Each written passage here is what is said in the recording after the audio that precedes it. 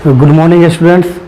तो आज हम लोग इलेक्ट्रोकेमिस्ट्री का नेक्स्ट टॉपिक देखेंगे। वो हमारा क्या है, गैल्वेनिक सेल के बारे में। तो गैल्वेनिक सेल के बारे में पिछली क्लास में भी हम लोग थोड़ा सा चर्चा किए थे। तो इसमें अगर ये देखा जाए गैल्वेनिक सेल को, जो पहली बार जो है ना इसको एक्सपेरिमेंटली जो है इसको प्रूफ किया लुइगी गैल्वानी, उसी के नाम से इस सेल का नाम रखा गया है। और बाद में चल करके फिर इसको एलिसेंड्रो वोल्टा ने जो ना इसको काफ़ी अच्छे तरीके से मतलब लोगों के सामने रखा। तो सबसे पहले हम लोग देखते हैं कि गैल्वेनिक सेल एक्चुअली में क्या है। तो इसमें हम देखते हैं कि केमिकल एनर्जी इसका इनपुट होता है। केमिकल एनर्जी यानी रासायनिक ऊर्जा जो है वो किस में चेंज हो रहा है, इलेक्ट्रिकल एनर्जी में। ये ध्यान रखना है कि इसका मतलब ये हुआ कि जो केमिकल एनर्जी उसका है वो इनपुट होगा और इलेक्ट्रिकल एनर्जी जो होगा उसका आउटपुट होगा। तो लास्ट क्लास में हम लोग इसके बारे में काफ़ी डिस्कस किया था, लेकिन फिर भी हम लोग उसको फिर से एक बार रिकैप करते हैं। तो उसके बाद जो है ना ये केमिकल एनर्जी जो है ना जनरली स्पॉन्टेनियस प्रोसेस है और ख़ास तौर से वो रिडॉक्स रिएक्शन। तो स्पॉन्टेनियस एंड रिडॉक्स प्रोसेस के बाद जो केमिकल एनर्जी है वो किस में चेंज हो जाता है, वो इलेक्ट्रिकल एनर्जी में चेंज हो जाता है। यहाँ पे डेल्टा जी निगेटिव का मतलब क्या हुआ, डेल्टा जी एक्चुअली क्या है, change in Gibbs free energy. तो change in Gibbs free energy है, थोड़ा सा इसको समझ लिया जाए कि जो गिब्स फ्री एनर्जी होता है G = H - TS होता है। मतलब एक तरह से अगर देखा जाए तो H यहाँ पे इंथैल्पी है, T टेम्परेचर है, S क्या है, एंट्रोपी है।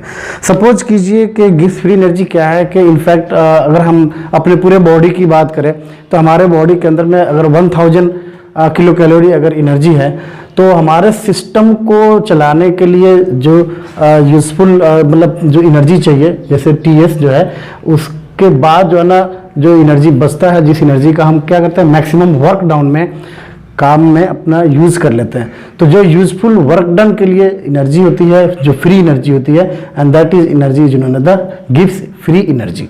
तो गिव्स फ्री एनर्जी मान लीजिए कि किसी बॉडी से अगर आप वर्क डन ले रहे हैं या किसी सिस्टम से वर्क डन ले रहे हैं, तो धीरे धीरे क्या होता है उसका गिव्स फ्री एनर्जी क्या होता है, डिक्रीज करता है। और वो उसको मेंटेन करने के लिए फिर आप बाहर से क्या करते हैं, उसको इनपुट देते हैं। तो उस गिव्स फ्री एनर्जी अगर डिक्रीज कर रहा है तो वहां पे हम क्या करेंगे, डेल्टा जी निगेटिव। अगर मान लेते हैं कि गिव्स फ्री एनर्जी सपोज कीजिए कि बिल्कुल जीरो है, इसका मतलब क्या होगा कि सिस्टम इन इक्विलिब्रियम स्टेट, उससे कोई काम नहीं लिया जा रहा है। तो यहाँ पे क्या है, निगेटिव है। तो डेफिनेटली यहाँ पे अगर देखा जाए तो केमिकल एनर्जी जो है वो धीरे धीरे इलेक्ट्रिकल एनर्जी में चेंज हो रहा है। तो उसका जो अपना जो फ्री एनर्जी है उस सिस्टम का, वो क्या हो रहा है, धीरे धीरे डिक्रीज कर रहा है। तो डिक्रीज करने का मतलब क्या होगा, डेल्टा जी निगेटिव हो जाएगा। तो ये स्पॉन्टेनियस रिडॉक्स प्रोसेस में ये चलता है। जो केमिकल एनर्जी क्या होता है, इलेक्ट्रिकल एनर्जी में फाइनली चेंज हो जाता है, यानी रासायनिक ऊर्जा वैद्युत ऊर्जा में बदलने लगता है। अब सपोज कीजिए कि हमारे पास एक कंटेनर है जिसके अंदर में हमने क्या किया, कॉपर सल्फेट ले लिया। देखिए ये एक्सपेरिमेंटली भी हम प्रूफ कर सकते हैं, क्लास में भी इसको जो है ना चाहे तो कॉपर सल्फेट का एक सोल्यूशन लेकर के जिंक रॉड डाल करके इस एक्सपेरिमेंट को हम कर सकते हैं। लेकिन यहाँ पे अभी चूंकि लॉकडाउन है तो बहुत सारा सामान मिल भी नहीं रहा है मार्केट से। तो जिंक रॉड को अगर हम इस कॉपर सल्फेट के सोल्यूशन में जैसे ही डालते हैं तो आप देखिएगा कि धीरे धीरे ये कॉपर सल्फेट जो ब्लू कलर का होता है वो धीरे धीरे उसका कलर जो है ना डिसअपियर होने लगता है, यानी गायब होने लगता है। और गायब होते बिल्कुल ये कलरलेस हो जाता है।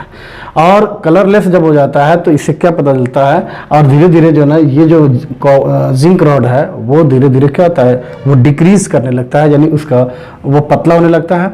और उससे जो है ना नीचे जो PPT के रूप में कुछ चीज़ें दिखाई देती है, वो PPT क्या है, वो प्रेसिपिटेट है। तो ये जिंक सल्फेट जो आपका जो ये है कलरलेस होता है, कलरलेस रहता है। लेकिन यहाँ पे धीरे धीरे मतलब कि ये जो जिंक टूट करके और इसमें चला आता है, और अंत में जो है ना आपको ये क्या कहते हैं कि ये जो जिंक है, जिंक धीरे धीरे गलने लगता है। तो अब इसमें हो क्या रहा है, इसमें जो आपको है प्रोसेस जो है ये ध्यान रखना है कि जैसे वहां पे जैसे हमने डाला, डीप किया कॉपर सल्फेट के ब्लू कलर वाले घोल में, जिंक रॉड को जैसे ही डालते हैं तो वहां पे सबसे पहले देखते हैं कि धीरे धीरे जिंक रॉड जो है ना क्या होता है, उसका वेट जो है ना डिक्रीज करने लगता है, कम हो जाता है। उसके बाद जो है ना जो सोल्यूशन का जो ब्लू कलर है वो क्या होता है, वो डिसअपियर हो जाता है, ये गायब हो जाता है। और उसके बाद जो है ना देखा जाता है कि यहाँ पे ये एक रेडिश ब्राउन जो है ना आपको पीपीटी हमें मिल जाता है। रेडिश ब्राउन पीपीटी का मतलब क्या हुआ कि यहाँ पे जो ना जिंक धीरे धीरे गलते हुए जो है ना क्या होता है कि वो आपको इस सोल्यूशन की तरफ जो है ना आ जाता है। और क्या होता है इस पे कॉपर मतलब जो होता है वो धीरे धीरे क्या होता है कॉपर आयन की कलर से जो ब्लू कलर होता है वो धीरे धीरे डिसअपियर होने लगता है। टेम्परेचर भी क्या होता है कि देखा जाएगा कि टेम्परेचर भी धीरे धीरे इंक्रीज कर रहा है। और यहाँ पे इसका मतलब ये हुआ कि इस कंडीशन में अगर हम पूरे सेटअप को लगा करके देखा जाए तो जैसे आप देखें इसमें कि हो क्या रहा है कि जिंक जो है आपको Zn2+ में चेंज हो रहा है और 2 इलेक्ट्रॉन यहाँ से क्या कर रहा है, लिबरेट कर रहा है यानी छोड़ रहा है। इस चीज़ को आप क्या कहिएगा, हाफ ऑक्सीडेशन रिएक्शन। चूंकि लॉस ऑफ इलेक्ट्रॉन हो रहा है यहाँ पे, तो यहाँ पे इलेक्ट्रॉन का लॉस हो रहा है, तो इसको हम क्या कहेंगे, ऑक्सीडेशन, जिससे हम क्या कहते हैं, हाफ ऑक्सीडेशन रिएक्शन। और कॉपर आयन जो कि ये सॉल्यूशन के अंदर में था वो धीरे धीरे उस दोनों इलेक्ट्रॉन को गेन कर रहा है और गेन करने के बाद वो कॉपर सॉलिड फॉर्म में, यानी ये जो ब्राउन पीपीटी आपका है ये पीपीटी बन रहा है, वो कॉपर का बनता चला जाता है। और इसे हम क्या कहते हैं हाफ रिडक्शन रिएक्शन के नाम से जानते हैं। अगर इन दोनों रिएक्शन को हम ऐड कर देते हैं तो यहाँ पे देखते हैं कि जिंक प्लस कॉपर आयन और जो चेंज हो जाता है जिंक 2+ में और कॉपर में सॉलिड के फॉर्म में। तो ओवरऑल अगर देखा जाए इसको अगर ऐड करने के बाद तो हम देख रहे हैं कि जिंक जो है यहाँ से जिंक आयन में चेंज हो गया, या हो क्या रहा है, लॉस ऑफ इलेक्ट्रॉन। और लॉस ऑफ इलेक्ट्रॉन को ऑक्सीडेशन या ऑक्सीकरण कहते हैं, जो खास तौर से जो ना वो सेटअप बनाएंगे अभी जो एनोड पे होता है। कॉपर आयन जो सॉल्यूशन में था वो क्या कर रहा है, उसी इलेक्ट्रॉन को गेन करके फिर वो कॉपर सॉलिड के फॉर्म में चेंज हो रहा है, जो पीपीटी के फॉर्म में दिखाई देता है। तो ये कॉपर जो आपका है, कॉपर क्या कर रहा है, गेन ऑफ इलेक्ट्रॉन कर रहा है। और गेन ऑफ इलेक्ट्रॉन को आप क्या कहते हैं, रिडक्शन या उसी को अवकरण कहते हैं। और ये हमारा कहाँ पे होता है, जो सेटअप बनाएंगे वहाँ पे हम देखेंगे ये कैथोड पे खास तौर से होता है। चूंकि ये एनर्जी निकल रहा है जिसके चलते आपने देखा कि इसका टेम्परेचर भी क्या हो रहा है, धीरे धीरे इंक्रीज करता चला जाता है। तो इस तरीके से जो ना हम देखते हैं कि ये जो आपका जो हाफ सेल जो है रिएक्शन, आपको हाफ सेल ऑक्सीडेशन या half reduction, half cell reduction, तो हाफ सेल रिएक्शन भी कह सकते हैं दोनों को हम सेपरेटली। तो इन्हीं चीज़ों को हम क्या कहते हैं, रिडॉक्स कपल कहते हैं, क्योंकि ये ऑक्सीडेशन भी हो रहा है और यहाँ पे रिडक्शन भी हो रहा है। तो दोनों को अगर हाफ हाफ ले लेते हैं तो इसे हम क्या कहते हैं, रिडॉक्स कपल के रूप में जाना जाता है। तो आई होप कि आपको थोड़ी बहुत ये समझ में आया होगा। अभी इसको थोड़ा सा और हम इलेबोरेट करते हैं जब हम उसको वोल्ट मीटर से कनेक्ट करते हैं, एक्सटर्नल वायर से कनेक्ट करते हैं दोनों सेटअप को। तब तक इसका स्क्रीनशॉट लीजिए। तो फिर से हम लोग देखते हैं कि ये एक इलेक्ट्रोकेमिकल सेल्स है जिसे हम गैल्वेनिक सेल या वोल्टाइक सेल के नाम से जानते हैं। ऑलरेडी पहले पिछले लेक्चर में हम लोग इसको डिस्कस कर चुके हैं। तो ये जो आपका मतलब कि जो वोल्टाइक या गैल्वेनिक सेल्स है, ठीक है, एलिसेंड्रो वोल्टा के नाम से, उसी को हम क्या कहते हैं, गैल्वेनिक सेल भी कहते हैं। तो इस चीज़ का ध्यान रखना है।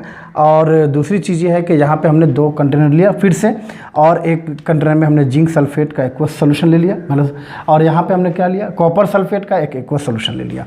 तो जिस मतलब कि जिसका सॉल्यूशन होता है, जिस सॉल्ट का सॉल्यूशन होता है, हम ज़्यादातर केस में हम उसी का एक रॉड डालते हैं। जैसे हम यहाँ पे जिंक सल्फेट का सॉल्यूशन लिए तो जिंक रॉड इसके अंदर में डिप किया, और कॉपर सल्फेट का सॉल्यूशन में किसका रखेंगे, कॉपर सल्फेट का मतलब कॉपर का रॉड डिप करेंगे।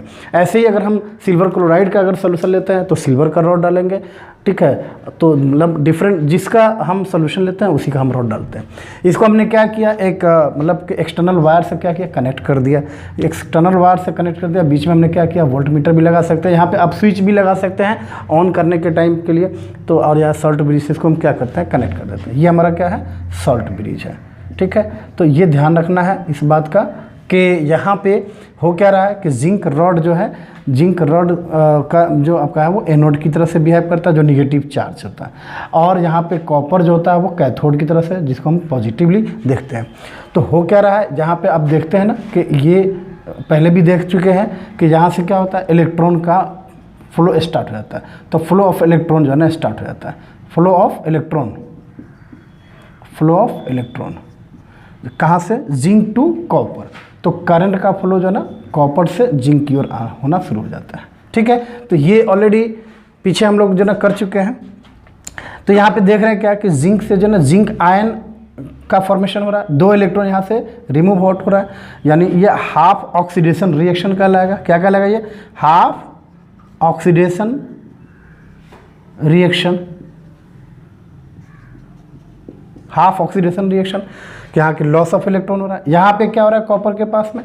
तो कॉपर के पास में देखिए कि यहाँ कॉपर आयन जो होता है 2 इलेक्ट्रॉन को लेकर के कॉपर सॉलिड का फॉर्मेशन हो रहा है, यानी ये हो जाएगा हमारा half reduction reaction.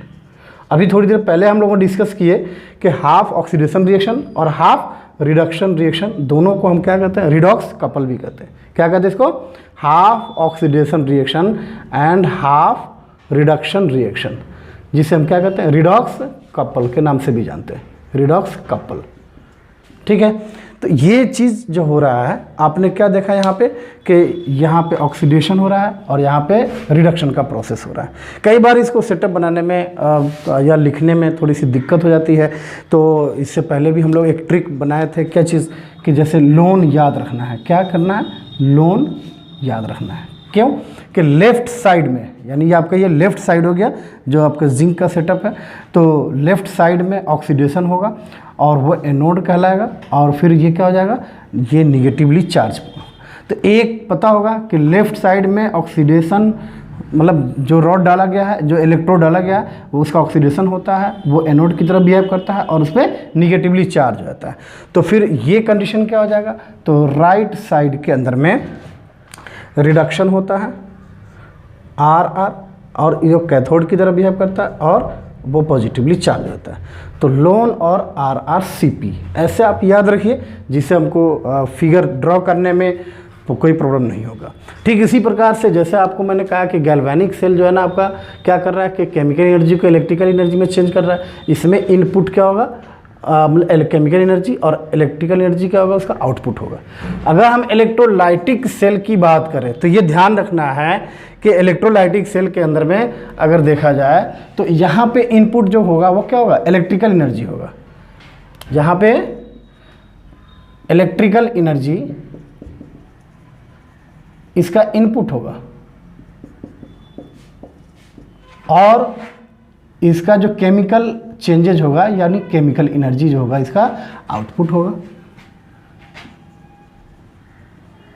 Chemical energy इसका आउटपुट होगा। ठीक इसका एकदम अपोजिट है।